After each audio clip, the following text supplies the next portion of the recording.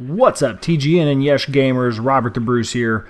Today we are looking at becoming an attack boat pro level 2, the battle strategy. Now my level 1 video that's already been out for a little while got you comfortable with the weapons, gave you an intro to the attack boats, kind of gave you some tips to get started and kind of get to where you could do some work out there on the high seas.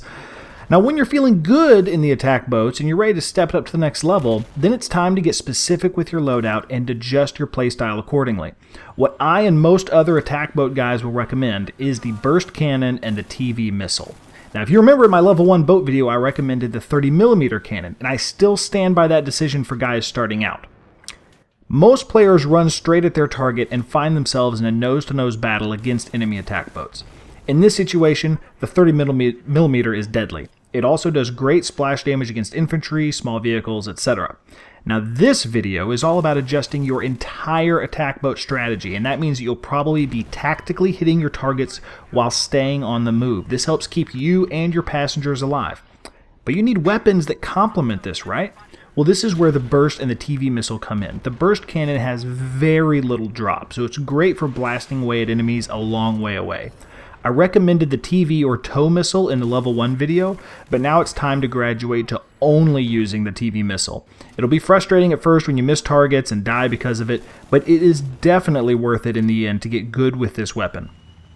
I play on PS4, and as other console players know, the TV missile is a bear to control on consoles. Don't let this stand in your way, because now we're going to look at why this loadout and playstyle is so effective. The burst cannon is great. It's long-range engagements, it's perfect for that. It's great for air vehicles, choppers, and even jets because it has such little drop. It fires so quickly.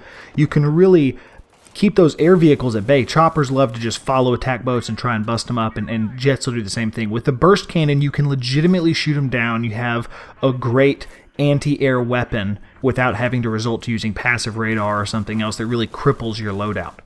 It also has such little drop that you can snipe boats from a really long way away. So an enemy boat that's real far off, you can adjust a little bit for drop if it's super far away, but you almost don't even need to. You can just pop shots way across the map with this. Really is effective for long-range engagements. Now the TV missile gives you that first strike capability. You get 2 TV missiles. They can fire in rapid succession after, you fire one, it hits, or you exit out of it. You can fire the second one to follow up. They can fly all the way across the map. Even after you get the out of range, it looks like you've lost reception on it if you fly it too far, it actually continues to fly for an additional 2 seconds. So if it's flying straight at your target and you get that, it still has a chance of flying for another 2 seconds and hitting it. So you can legitimately hit tanks that are way back in the enemy spawn, they think they're safe, all kinds of cool stuff like that. It also continues to fly straight after you exit out of it. So you can use this to your advantage to get your boat moving again. If you know your target's stationary and you don't want your attack boat just sitting there idly in the water, you get it on track, right, going towards this target, then you exit out of it just like you exit out of a vehicle. The same buttons depending on what console or PC, what you're using there, and you'll be right back in your boat. Your TV missile keeps flying. It's the best of both worlds. Now, distance is your advantage here. You will dominate the water, but you have to utilize your long-range capability.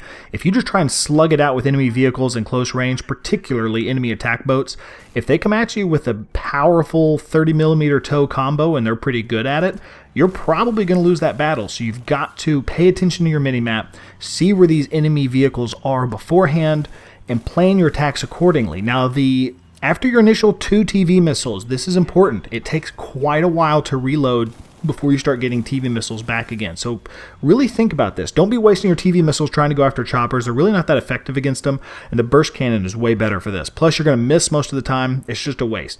So think about your TV missiles before you just spawn in and start launching them across the map at random targets. If an enemy attack boat rounds the corner coming at you and you still have 20 seconds till your TV missiles come back, you're in trouble, because if he's already gunning for you, it's probably going to be tough for you to get away, and you're down to just your burst cannon. That's not a place you want to find yourself in.